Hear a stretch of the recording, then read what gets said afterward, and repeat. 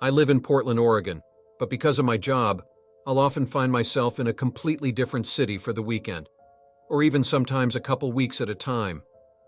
What I do is similar to an event manager, and obviously this forces me to have to travel around the country a lot to be present at different events. The company I work for obviously pays for my flights, but it felt like no matter where I had to be, I was always put on the cheapest flight possible. I mean, I get it. The company was trying to save money, but this often resulted in terrible flight experiences.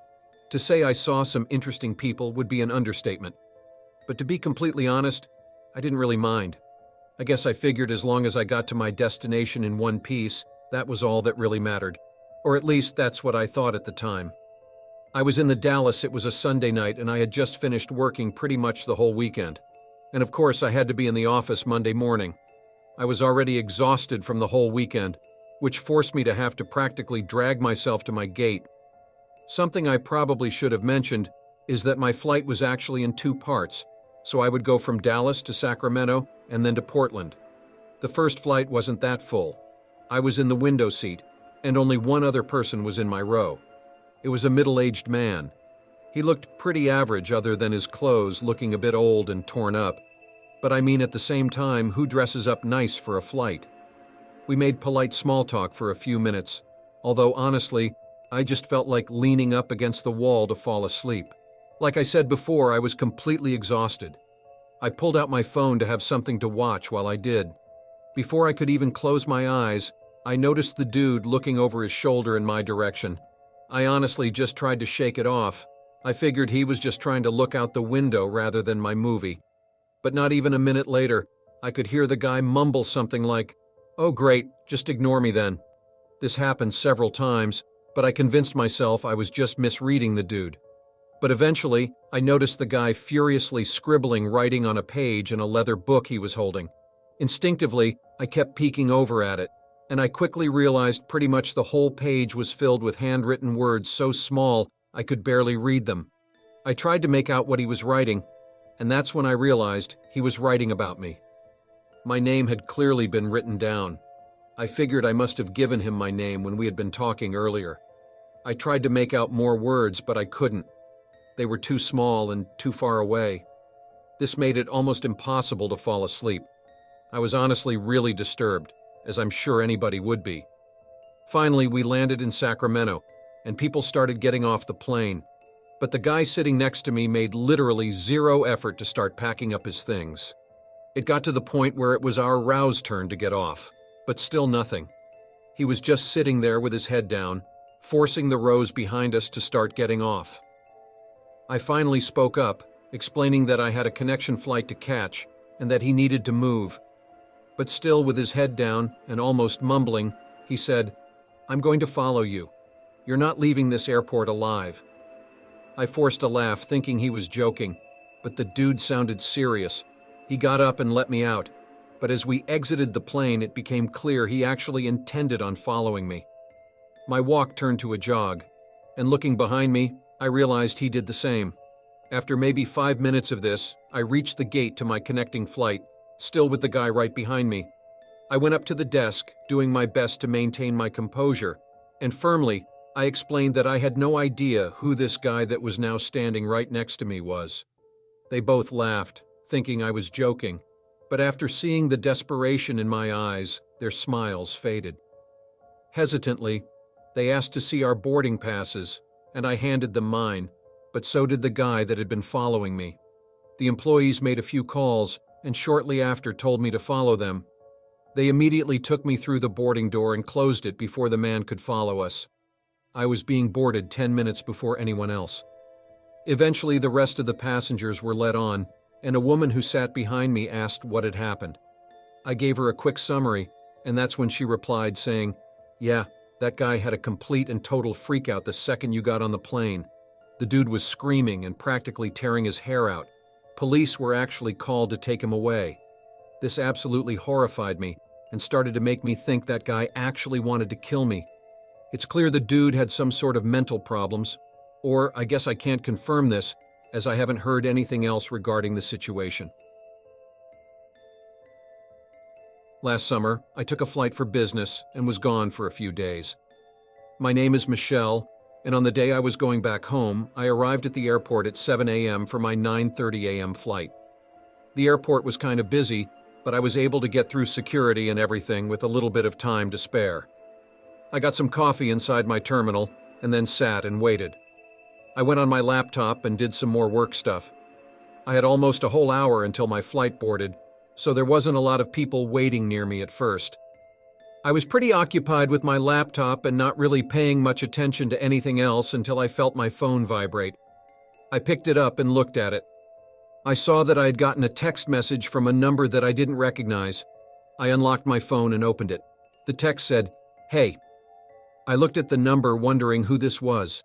Just then, I saw the 3 dots appear as if the person was typing and going to say something else. Then another message appeared, and it said, "I see you." I put my phone down and looked all around me. There were quite a few people in the airport. Many others were sitting down and waiting for their flights, and countless more walking by, or even sitting at the coffee shop and restaurant that were nearby. I didn't notice anybody in particular that was staring at me or anything like that. I responded to the number, telling them that I thought they had the wrong number. I put the phone down after that and hoping that was the end of that. But not more than a minute later, I felt my phone go off again. I picked it up and looked. There was another text. This time the person said, "No, this is the right number. I'm texting you, Michelle." I was feeling creeped out by this point. Maybe it was a prank or something. Then I got another text. It said, "You look bored waiting for your flight." When I read this, I looked around again, but still didn't see anything strange. It could have been anybody. I asked who this was, but I didn't get an immediate response after that. Eventually, it was finally boarding time for my flight. I was happy to get out of the airport and on the plane. When I boarded, I put my phone into airplane mode and decided to try to sleep during the flight. We took off, and I eventually was able to sleep for a little while. It was just about a 2-hour flight, so nothing too long. When we landed, as I was waiting for the plane to come to a stop, I turned my phone back on to check things. When I did, I saw I had over 20 text messages. All of them except 2 were from that same number. The other 2 were from people I actually knew. The messages started out by the person saying they wanted to meet me. Then they said they were on the same flight as me. They once again said they could see me and asked me why I wasn't responding. I was starting to freak out now. I looked all around the plane. It could have been anyone. When the plane stopped and we all got off, I kept a careful eye out, but I didn't really see anything strange. Once we were all off the plane and back at the airport, I walked as quickly as I could to get out of there into my car. Luckily, I didn't have a checked bag, so I could go straight to the parking lot, and I had left my car in an airport parking garage and was walking there when I got another text. The text said, "Why are you in such a hurry?" I stopped and looked behind me. There were people everywhere. I turned and kept walking to get to my car. The closer I got, the less busy the airport became. As I was walking, I blocked the number from texting me more, something I should have done a long time before this. I made my way out to the parking garage where my car was. Now there was nobody else around. I began walking to my car and then heard the door to the parking garage open and shut. I got a bad feeling, but I kept going. I was getting closer to my car and then I heard footsteps walking towards me. They were walking at a much faster pace than I was and in my direction, so I sped up. When I finally saw my car in the distance, I turned to a jog and was able to get inside of it. I locked the doors immediately and then started my car. I didn't waste any more time in pulling out and leaving. As I did, I saw a man standing in front of my car staring at me. I went right around him as he watched. I didn't get a good look at him, but I know he was wearing a hat and a black jacket. When I got back home, I called the airport and told them about what had happened. I was told they would look into it, and somebody called me back later for more details. I'm thankful the man never caught up to me and hope nothing like this happens again. Last summer, my younger sister and I went to visit family and friends out of state. My sister at the time was 16 and I'm 18. Just for some reference, my sister and I look very alike. Both of us are very loud and obnoxious, especially when we're together. Anyway, we arrive at the local airport and my parents, of course, freak out and worry and then send us off. We went to our local airport, which is pretty small in comparison to the size of the city we live in. My sister and I find our gate and we had at least an hour because our flight kept getting delayed due to an emergency landing our plane had to do for someone on board. Anyway, we were just sitting around, literally off on our own. The airport really isn't big at all. Once you get through security, you make a left to where some gates are, or a right to where the other gates are, and they have a few shops and restaurants in between the gates. We were at the closest gate possible to where all the restaurants and stuff were located, and there had to be like 3 other gates down past us. So we were sitting alone, our flight really didn't have many people, and we were extremely early anyway. There was like 100 plus other seats. I'm sitting on the floor charging my phone watching Netflix, and my sister is on a chair next to me doing the same. And some weird older guy just sat right across from us. Mind you, all the other seats around. The dude himself reminded me of the murderer from The Lovely Bones, except he was way skinnier. Like oddly skinny. So me and my sister are doing small chats in between watching our shows, and we keep hearing the announcements about our flight, and we both keep cracking jokes and making comments like we always do, and just mess around. Common for 2 teenage girls. Almost every single thing we say this guy laughs at. I know when we're together we're funny, but he would laugh at things like, "Do you want water?" or "Wow, this is taking a while."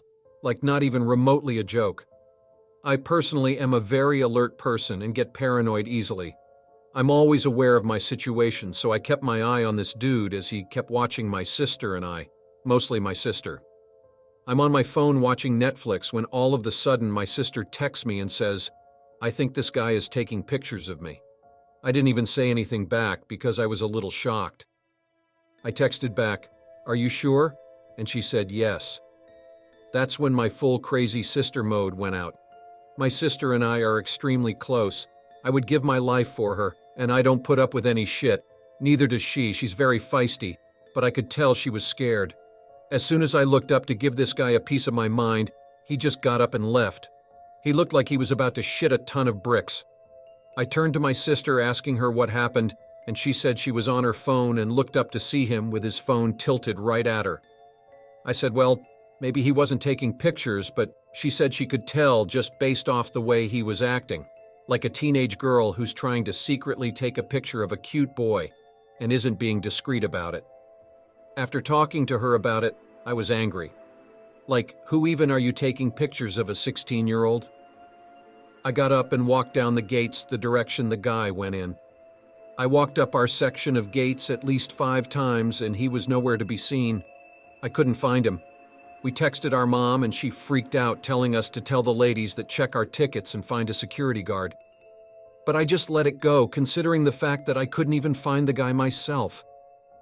The weirdest part, besides him taking pictures, was when me and my sister boarded the flight. The man did not. He did not return to our gate and wasn't even on our flight, so he was just sitting then to be a weirdo.